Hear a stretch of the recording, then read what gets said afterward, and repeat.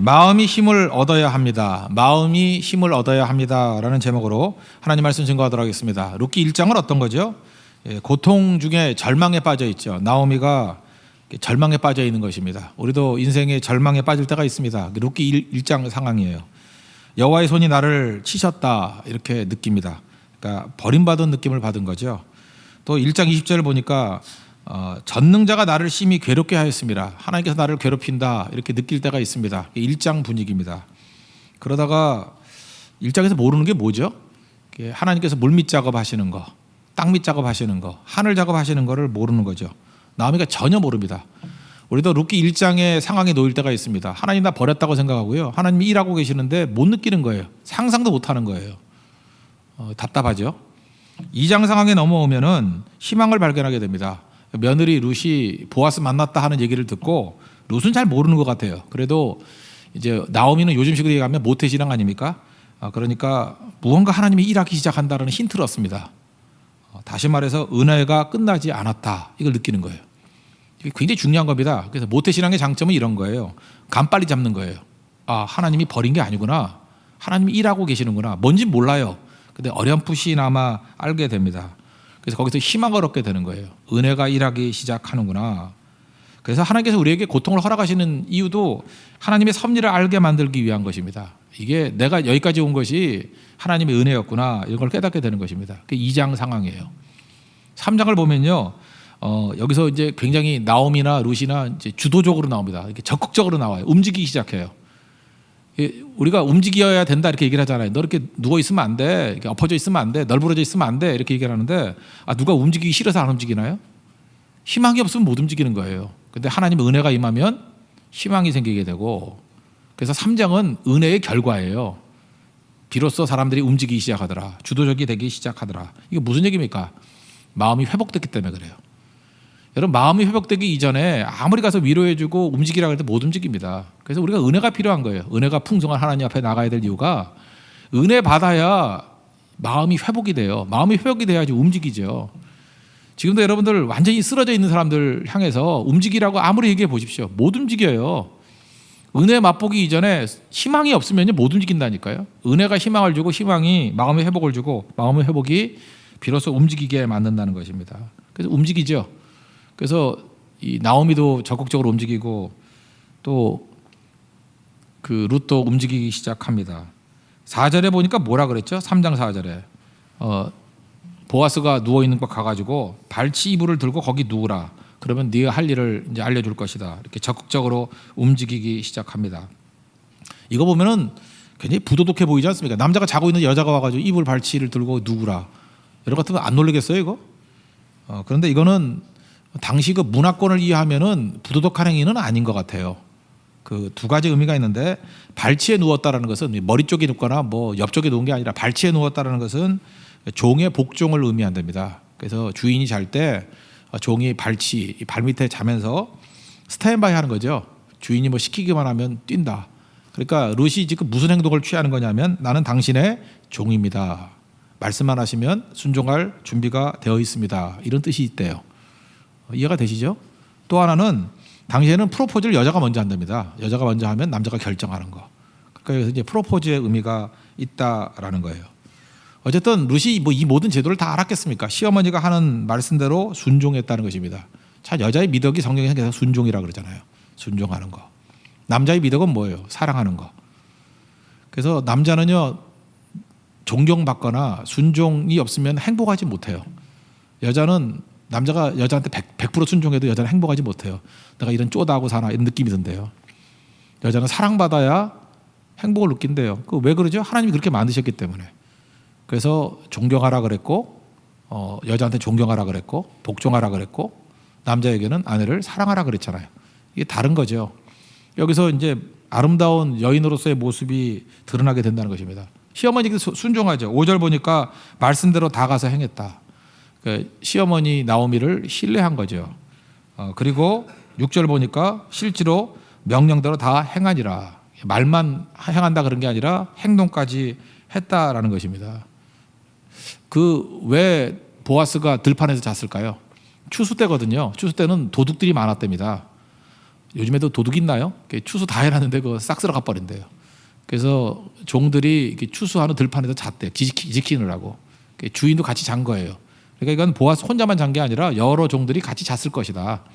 거기 발치에 들어가서 그 보아스에게 프로포즈를 했다. 뭐 이렇게 이해하면 될 것입니다. 오늘 이 본문에서 그 룻의 입장에서 또 보아스 입장에서 참된 신앙인의 모습이 뭔지를 봤으면 좋겠습니다. 이건 뭐 남녀지간으로 볼 수도 있지만 신앙인의 모습으로 다 본받을 필요성이 있는 것 같아요. 룻에게 있어서는 현숙함이에요. 현숙함이 있어야 되고, 그러니까 현숙함은 또 다르면 우리가 이해하기 쉽게 하면 정숙함. 여성으로서 이 정숙함이 있어야 되고, 여성뿐만 아니라 남자도 마찬가지겠죠. 정숙함이 있어야 된다. 그리고 보아스에게서는 책임감. 남자에게 더 중요하게 여기는 거지만 뭐 여자는 무책임해도 된다 그 뜻이 아니잖아요. 책임감. 그래서 현숙함과 책임감. 현숙한 여인 룻, 책임감 있는 보아스. 우리 신앙인으로서 이런 정숙함과 현숙함과 책임감이 있는 하나님의 백성이 되어야 된다는 것입니다. 그러면 그들을 통해서 하나님께서 섭리의 일들을 다 이루신다라는 거예요. 우리도 하나님 앞에서 이렇게 쓰임 받고 하나님의 섭리 가운데 열매 풍성히 거두는 하나님의 종 되기를 바랍니다. 첫 번째는 현숙한 여자 룻이 나오는데요. 현숙한 여인 그 특징이 뭐냐면 이게 룻의 장점이에요. 의사 전달이 명확했다라는 것입니다. 명확한 의사 전달. 그러니까 이건 뭐 여자도 마찬가지, 남자도 마찬가지죠. 특별히 여성분들 명확한 의사 전달이 꼭 필요하다고 생각을 합니다. 구절을 보니까 여기 세 가지가 나오는데 당신의 여종입니다. 그랬죠. 당신의 옷자락을 펴서 당신의 여정을 덮으소서. 이거 원문 순서의 세 번째예요.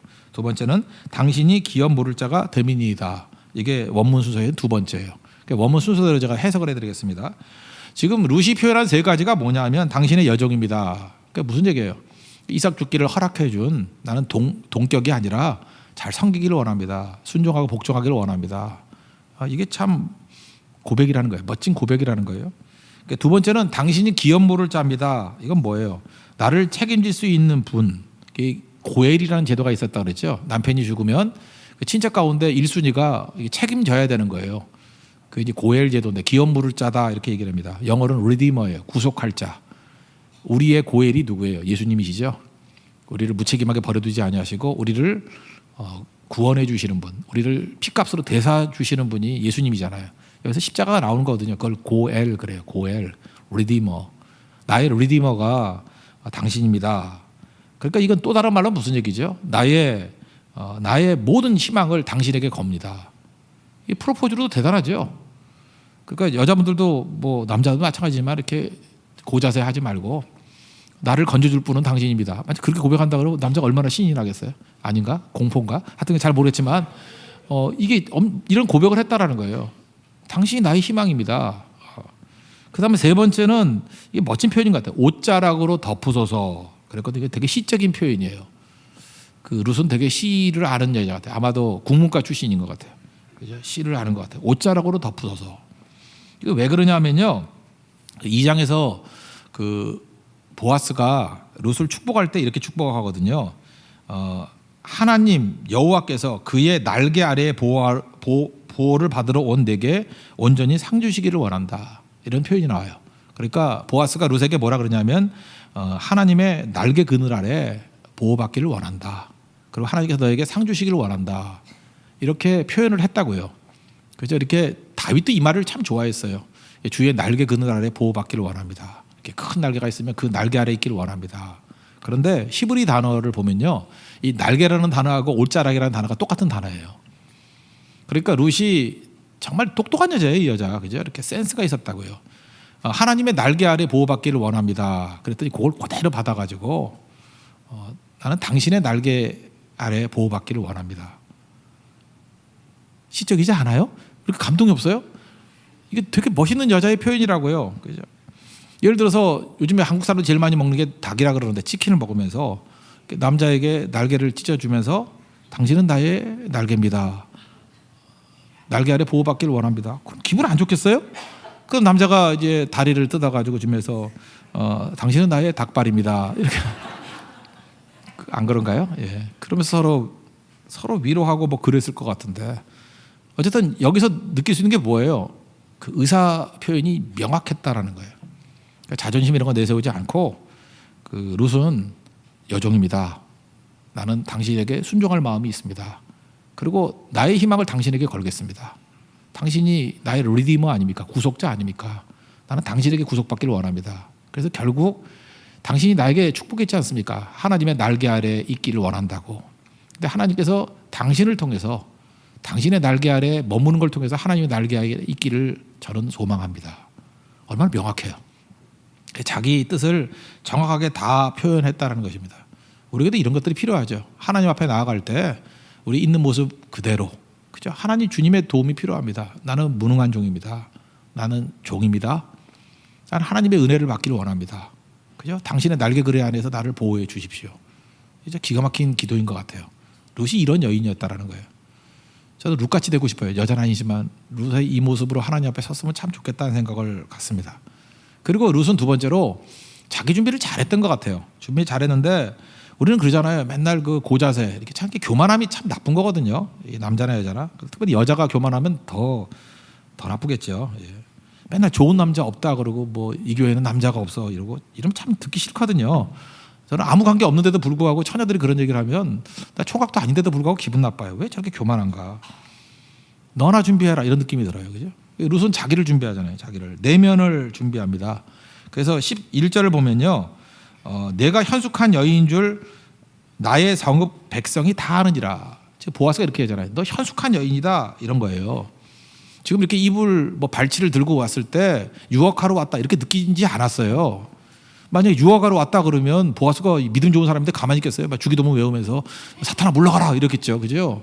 근데 소문이 났어요. 벌써 현숙한 여인이라는 거. 이렇게 정식 절차를 밟아가지고 지금 프로포즈 하는 거거든요.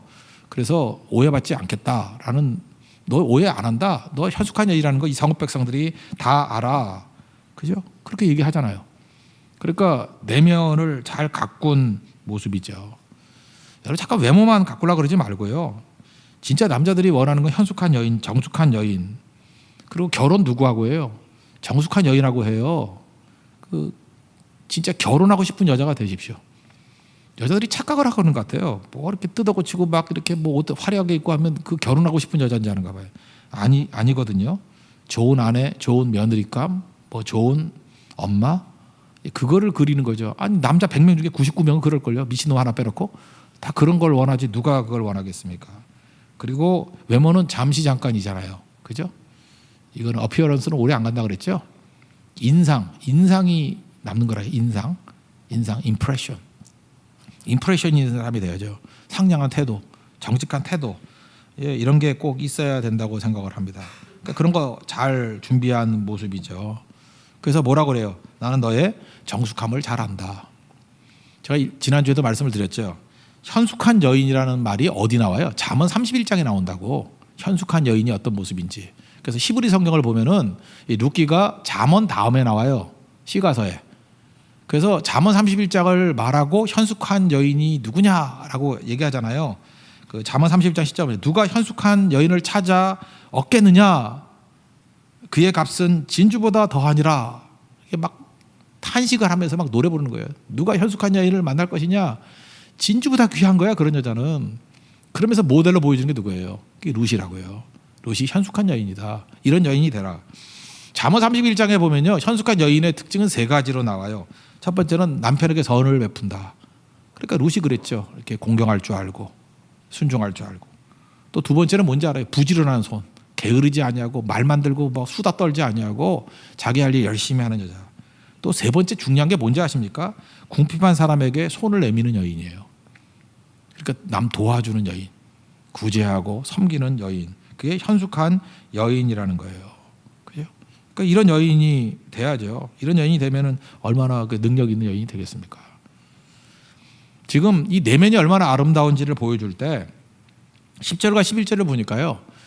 이 내용을 이제 보아스가 이렇게 설명하는 거예요. 너 최고야라고 하면서 자기가 이제 봐왔던 걸 평가하는 거예요. 여기 10절 보니까요. 가난하건 부하건 젊은 자를 따르지 아니하였으니 이렇게 나오죠. 그 여자분들이 젊고 잘생긴 남자 되게 좋아하지 않습니까? 이걸 통해서 알 수 있는 건 뭐예요? 보아스하고 룻과의 나이 차이가 무지 큰 거예요. 지금 보아스가 뭐라 하냐면 네가 나한테 이렇게 프로포즈를 해주니까 고맙다. 내가 지금 되게 늙은 남자인데 이렇게 늙은 남자인 나한테 이렇게 프로포즈해줘서 고맙다. 그러니까 나이 차이가 되게 컸는가 봐요. 제가 상상컨대 20년은 더 됐던 것 같아. 그죠? 이렇게. 그러니까 보아스가 아니 이 어린 것이 이러지 않고 고맙다 그랬다는 거예요. 그죠? 고맙다. 이 고엘이라는 거 할 때 될 수 있으면 젊은 남자한테 갈 수도 있잖아요. 요즘에 그 백화점이나 음식점에 보면은 젊은 남자들을 많이 채용하죠. 백화점 가도 이렇게 젊은 남자들 인사하는 것 같아요. 오십시오 하고. 저는 기분이 나쁜데 아줌마들은 되게 좋아하더라고요. 그렇죠? 그리고 음식점에 가도 젊은 남자들이 서빙하는 데 가면 바글바글해요. 그래서 저거 왜 저러나 그래서 제가 물어봤더니 그 나이 드신 여자분들이 그러더라고요. 잘생긴 남자가 이렇게 서빙을 하면 화가 안 난대. 이렇게 좀 불손함이 있더라도 화가 안 난대. 근데 아무리 잘해줘도 이게 늙고 못생긴 남자가 오면 화가 안 난대. 고치셔야 됩니다. 그게 얼마나 악한 거예요, 그죠? 그게 얼마나 차별되고 하는 거예요. 그래서 여자분들 오늘 저녁에도 기도할 때 늙고 못생긴 남자가 오더라도 화 안 나게 해주세요. 그 기도하세요, 그죠? 이게 얼마나 얄팍한 거예요. 근데 룻은 안 그랬다라는 거예요. 늙은 보아스에게도 화 안 내잖아요, 그죠? 내가 당신의 은혜 받기를 원합니다. 그래서 보아스가 그걸 봤다라는 거예요. 아, 이 여자는 속물 아니구나, 그죠? 그래서 참 고맙다 이렇게 인정해 주잖아요. 그 다음에 또 내가 베푼 인애가 처음보다 나중이 더하도다. 여기서 인애는 이웃에게 베푸는 건데 그 잠언 31장 얘기잖아요. 근데 다른 건 모르지만 시어머니에게 하는 걸 보니까 너 진짜다. 소망도 없는 남편 죽은 시어머니한테 저렇게 잘하는 거 보니까 너는 정말 인애가 처음보다 훨씬 더 더한 것 같다. 이게 다 인정하죠. 인정하고 그 붙들린다 된다는 것입니다. 그리고 내가 현숙한 여인인 것은 성읍 사람 전체가 다 알고 있다. 소문 다 났어 이 얘기죠. 그러니까 룻과 같은 인생을 살 때 사람들이 다 인정해 주신다는 것입니다. 이게 참 중요한 거죠. 이런 모습으로 살 줄 아는 종이 돼야 되는 거. 내면의 아름다움을 갖고 오십시오. 그리고 또 하나는 외모도 준비했죠. 3절 보니까 너는 목욕하고 기름 바르고 의복을 입고 뭐 이렇게 내려가라. 딴 건 모르지만 좀 깨끗하게 하고 다니라는 거예요. 그죠? 씻지도 않고 냄새나고 지저분하고 그러면서 뭐 구하는 건 많아요. 자기 하고 다니는 꼴은 이상하면서. 그리고 생각해 보세요. 좋은 남자 구한다 그러는데 맨날 담배 피고 그래서 옆에서 냄새나고 술 퍼마셔가지고 얼굴 퉁퉁 부어있고 껌전 거 여기 술 안 먹는 사람 알거든요. 여기 뭐 검은 테 있고 그러면서 무슨 좋은 남자를 원해요. 그죠? 하나님 앞에서 정결한 모습으로 서 있어야 되죠.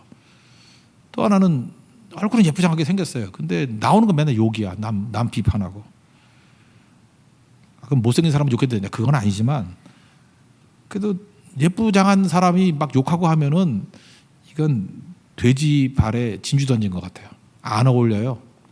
안 어울린다고. 피부 관리 그만하고요. 언어 관리하세요. 언어 관리. 나오는 말이 아름다워야 되는 거죠. 룻은 그러지 않았다는 거죠. 룻이 내면이 아름다울 뿐만 아니라 그 외모도 정결하면서 이게 어울리더라. 그러니까 내면과 외면이 어울리는 인생이었다는 것입니다. 딴 거 모르지만 여러분들 약간은 남자가 되든 여자가 되든 센스는 있어야 되는 것 같아요. 그죠? 그 얼굴이 동그란 여자가 있잖아요. 이렇게 동그란 여자. 그러면 얼굴이 너무 대칭이 돼요. 좌우가 대칭. 그럴 때는요. 보름달이 생각나요. 옛날 그 빵이 있었거든. 보름달. 그건 좀 곤란하잖아요. 그때는 이제 한쪽을 좀 늘어뜨리든지. 그래서 미장원이 있는 거 아니에요. 가서 이렇게 대칭을 깨는 시도를 해야 돼요. 대칭을 깨는 시도. 그래 예쁘다고요. 그건 센스죠. 그걸 누가 말하겠어요. 또 하나는 상체가 좀 길어요. 그럼 하체가 길게 나오는 걸로 이렇게 옷을 입어야 되지 않겠습니까? 상체가 긴 여자가 옷을 또 이렇게 안 집어넣고 내려 입어요. 그래서 나 무릎 꿇고 걷는 줄 알았어요. 그때 서서 걷는 거예요. 그거는 센스가 없는 거죠. 이제 적어도 룻은 그러지 않았던 것 같아요. 그죠? 더 말 안 하겠습니다. 더 했다가 욕 먹을 것 같아서. 하여튼 간에 그래서 하나님 앞에 지혜를 구해야 된다고. 하나님 지혜를 주세요. 제가 목사로서 이게 말하고 싶은 사람이 있어요. 또 그렇게 좀 안 입었으면 좋겠다라고 얘기하고 싶은데 또 상처 입을까 말도 못 하겠고 기도만 계속 했거든요. 근데 기도해도 변화가 잘 안 되더라. 주변에 사랑하는 사람들에게 물어보세요. 어떻게 했으면 좋겠나. 고집 부리지 말고. 그러면 아름다워지는 거죠. 그러니까 룻에게는 이런 모습이 있었어요. 그죠? 하나님 앞에서 내면을 가꾸고 또 외면의 조화가 있고, 그리고 인정받잖아요. 하나님 앞에 신앙적으로 인정을 받고. 그 핵심이 뭐예요? 현숙한 여인이었다는 거예요. 현숙한 여인. 이건 뭐 여자뿐만 아니라 남자에게도 이런 현숙함이 있어야 된다고 생각을 합니다. 하나님 앞에서 현숙한 룻, 그 모습을 회복할 수 있는 우리 믿음의 종 되기를 바랍니다. 거기에 하나님의 역사가 있는 거예요. 또 하나는 남자인데 책임이거든요. 계속 강조하는 게 여기 4번이나 나와요. 책임. 책임감이거든요. 고엘 제도라는 게 기업 물을 자잖아요. 책임진다는 거예요. 자기 친족 가운데 책임지는 사람이 있다. 그래서 여러분들 남자의 최고의 자격은 뭐냐? 책임지는 거예요. 책임감 없는 것만큼 나쁜 건 없겠죠. 그 책임감 중에 하나가 이거거든요. 그 멋진 남자의 표정이 덮어주는 사랑이에요. 막 이렇게 폭로, 예를 들어서 여자가 와가지고 이렇게 뭐 이 발치를 들쳤다 그러면 동네방네 소문 낼 수 있죠. 아, 여자가 먼저 왔지 뭐 내가 그런 거 아니라고. 뭐 이런 여자 다 있어. 뭐 이러지 않았다는 거죠. 그러니까 품어준 거죠. 용납할 줄 아는 거. 여러분, 하나님께서 우리에게 능력을 주셨을 때는 그 은혜의 보자기를 가지고 능력을 어떻게 쓰느냐? 폭로한 데 쓰는 게 아니라 덮어준 데 써야 돼요. 잠언 10장 12절 보니까 미워하면 다툼이 일어나요. 미움의 특징은 폭로하는 거니까. 사랑은 모든 허물을 가리느니라. 그러니까 내가 사랑이 있는지 없는지는 뭘 보고 하냐면 이걸 가려주느냐 폭로하느냐. 그 사랑하는 사람은 가려줘요. 그래서 부끄러움을 가려줘요. 근데 미움은 폭로하니까 다툼이 더 심해지죠. 잠언 17장 9절 보니까 허물을 덮어주는 자는 사랑을 구하는 자예요. 그러니까 무슨 얘기예요? 뒤집어 얘기하면 사랑하는 사람은 허물을 덮어준다는 거예요. 그것을 거듭거듭 말하는 사람은 이간하는 자다. 나쁜 것도 자꾸만 반복해서 얘기하는 사람이 있죠. 또 얘기하고 또 얘기하고 하지 말라고 해도 또 하고 또 하고. 이간하는 자예요. 그게 사실 그 자체가 악이에요. 악을 반복해서 얘기하는 거, 그 자기는 정당하다고 생각하죠. 네가 악하니까 내가 반복해서 얘기해. 아니, 그 반복해서 얘기하는 게 그게 악이라는 거예요. 이간하는 자다. 노아의 세 아들 우리 이번에 살폈었죠. 셈, 함, 야벳. 아버지 그 포도주 마시고 뭐 옷 벗고 그랬잖아요. 그때 함 둘째 아들 그 뭐 얼레걸레리 하고 폭로했죠. 대신에 첫째 아들 셈과 야벳은 쳐다보지 않고 뒤로 가서 허물을 덮어주고, 허물 덮어주는 게 하나님의 행위라 그랬죠. 인간이 죄 때문에 부끄러움 당했을 때 가지고 만들어서 입혀주시는 하나님. 지금 셈과 야벳이 했던 일이 뭐예요? 하나님의 자녀다운 행동이죠. 그걸 덮어주는 행동을 했다는 거예요. 그래서 하나님께서 축복하셨죠. 반면에 폭로하고 똑같은 걸 자꾸만 거듭해서 얘기하고 했던 함은 저주받았다. 이 성경 창세기에 나오는 가장 중요한 메시지 중에 하나 아니에요? 하나님 백성들이 해야 될 일이 뭐예요? 허물을 덮어주는 거. 지금 보아스에게서 느끼는 게 뭐죠? 허물을 덮어주잖아요. 그죠? 보아스 같은 남자가 돼야겠죠. 보아스 같은 성도가 돼야 되겠죠. 베드로전서 4장 8절을 보니까 무엇보다 서로 뜨겁게 사랑하래요. 사랑은 허다한 죄를 덮느니라. 그러니까 사랑의 특징이 뭐냐? 덮어주는 거예요. 덮어주는 거. 그 하나님의 언약궤도요. 그 속죄소가 덮는다는 뜻이에요. 덮는다. 그죠? 뭘 덮어요? 우리 모든 죄악을 덮는 거예요. 덮어주는 사랑. 그게 최고의 사랑이겠죠. 보아스 같은 남자가 나와야 됩니다. 덮어주는 거예요. 또 하나는 두 번째 책임지는 사랑이죠. 12절, 13절 보니까 여기 책임이란 말이 많이 나와요. 참으로 기업 물을 잔이나 여기 뭐라고 되죠? 나보다 앞서는, 기업 물을 사람이 앞서는 사람이 있대요. 그래서 그 사람한테 먼저 얘기하고 그 사람이 노 하면 내가 너의 책임을 지겠다. 13절 하반절 그냥 내가 기업 물을 자의 책임을 내게 이행하리라. 그러니까 보아스는 참 책임감이 있는 사람이에요. 여기 철자 모습이 있죠. 그냥 너 좋으니까 뭐 될 거야 이렇게 하지 않고 참 남자이래. 감정적이지 않아. 이성적이죠. 순서가 있는 거야. 먼저 정확하게 문제 해결하고 난 다음에 내가 너를 아내로서 데려올 거야 라고 하면서 철저하게 책임지는 모습이 있죠. 근데 4장에 넘어가면요, 룻이 좀 예뻤는지 그 책임 물을래 그랬더니 이 앞에 있는 사람이 그러겠다 그랬어요. 그러겠다고. 딱 보니까 예뻐 보이고 오케이 그랬다고요. 그러면은 만약에 책임감 없는 보아스라 그러면 아 그래 뭐 앞선 사람이 한다 그러니까 그래 네가 책임져라 그러고 와버리면 되죠. 그건 속 시원하잖아요. 아무 책임 안 져도 되는데. 근데 4장에 가면요, 이 여자를 책임졌을 때 치러야 될 대가를 자세히 설명을 해요.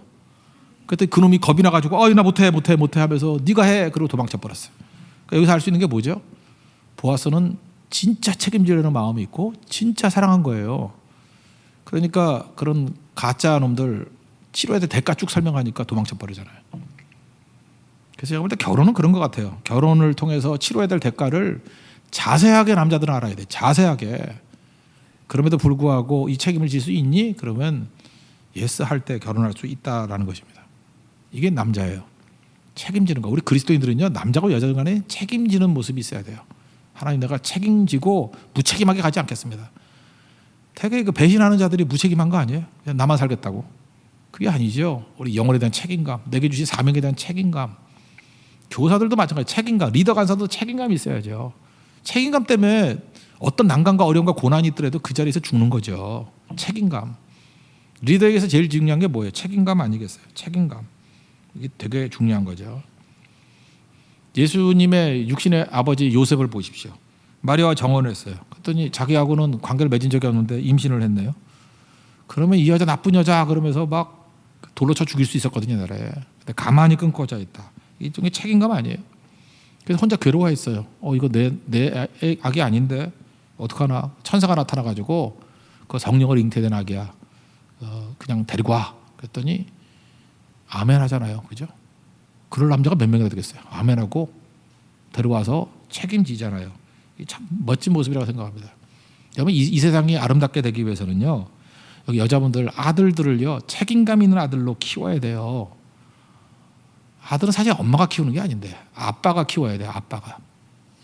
아빠가 책임감 있는 아빠가 돼서 아들에게는 반드시 책임감을 물려줘야 돼요. 엄마가 아들을 너무 사랑하고 엄마가 키우고 그러면요 징징대는 아들만 만들어놔. 그리고 과도한 과보. 그래서 어머니의 사랑도 필요하지만 반드시 아버지의 책임감을 배워야 돼요. 책임감이 뭐예요? 죽을 수 있는 거예요. 그걸 위해서. 책임감이라고. 지금 이 시대가 왜 가정들이 이렇게 많이 깨지는지 아십니까? 가정 깨지는 게 여자에게 책임도 있지만 가정 깨지는 건 내가 볼 때 그거는 남편의 책임이에요. 남편의 책임감. 지금도 여자들이 미치려고 그래요. 결혼하고 난 다음에 남자가 책임감이 없어요. 책임감이 없다고. 그러니까 뭐 아무리 힘쓰고 애써봐. 여자분들 한번 결혼해서 한번 살아봐. 아무리 힘쓰고 애써봐야 책임감 없는 남편하고 가정이 되나.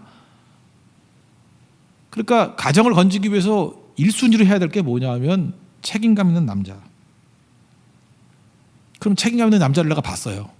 그럼 다 되느냐? 아니에요. 맨날 맘먹는 여자. 이것도 힘든 거야. 미치겠어. 남자가 책임감이 있어서 데리고 가는데 행복하지 않아. 겸손한 순종이 없어요. 자기 멋대로. 고집 부리고. 하나님께서 영적인 가장으로서 남편을 세웠잖아요. 그죠? 영적인 리더를 만들었는데 말 되게 안 들어. 지금도 보면 제일 불쌍한 분들 중에 하나가 뭐냐면 남편만 나와서 섬겨. 아내와 새끼들은 어디가 있는지도 모르고. 그거 비난이 아니고요. 불쌍한 거죠. 그것만큼 불행한 게 어디 있어요? 불쌍한 거죠. 기도해야죠. 기도. 안타까움이죠. 가정이 힘들어지는 거예요. 그죠? 하나님 앞에서 이런 능력 있는 가정이 돼야 된다는 것입니다.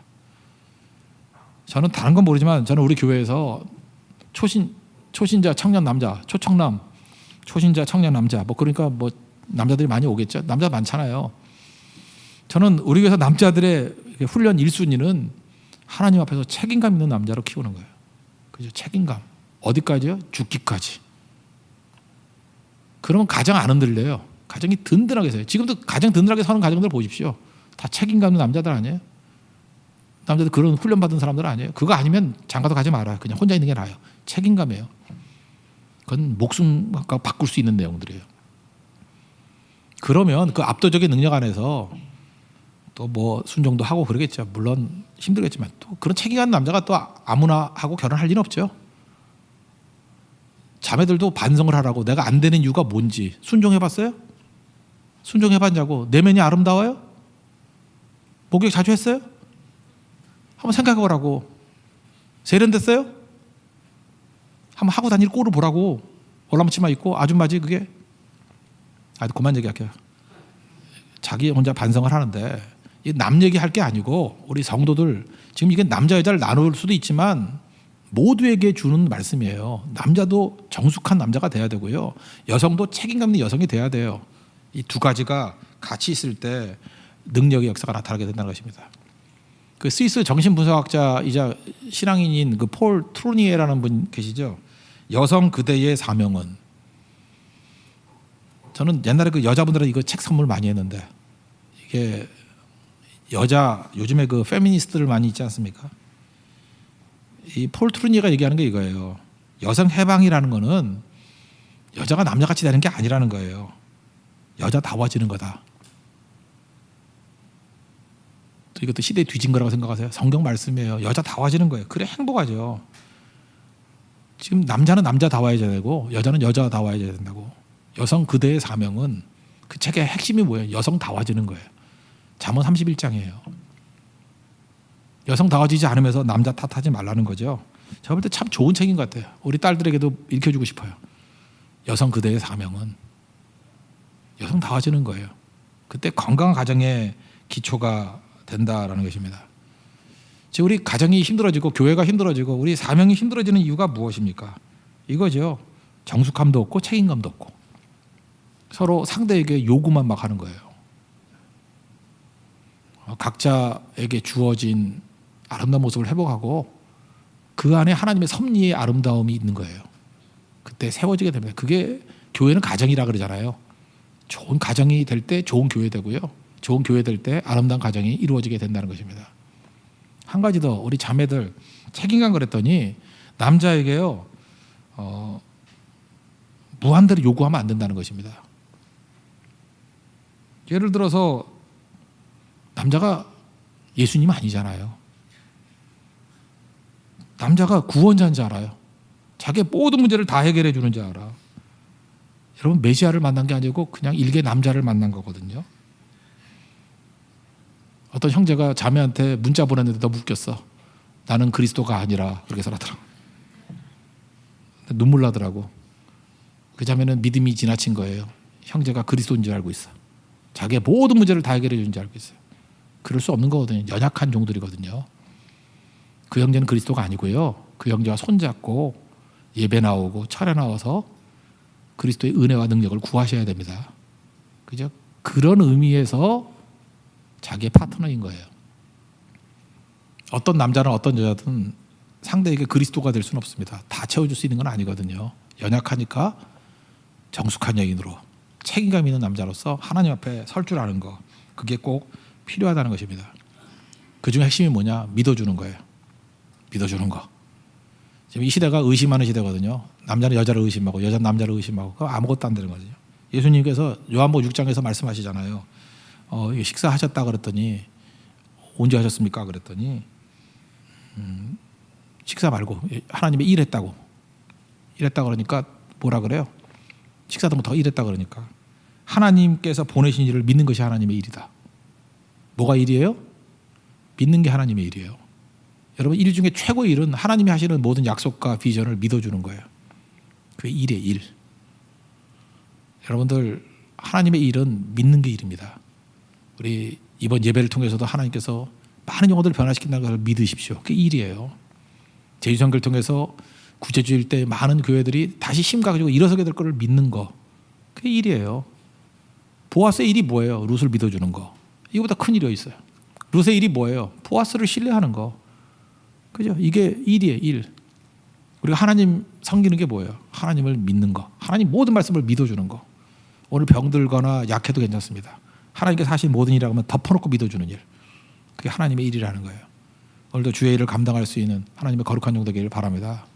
우리 3장에서 이제 하나님이 일하시잖아요. 이제 자기들이 적극적으로 일하기 시작하죠. 언제 이래요? 은혜 받으니까 희망이 생기고 희망이 생기니까 움직일 힘이 생기는 거예요. 오늘도 이 예배 시간을 통해서 여러분들 움직일 힘이 생기기를 원합니다. 힘이 생겨서 우리 형제든 자매든 정결한 모습이 되고, 그죠?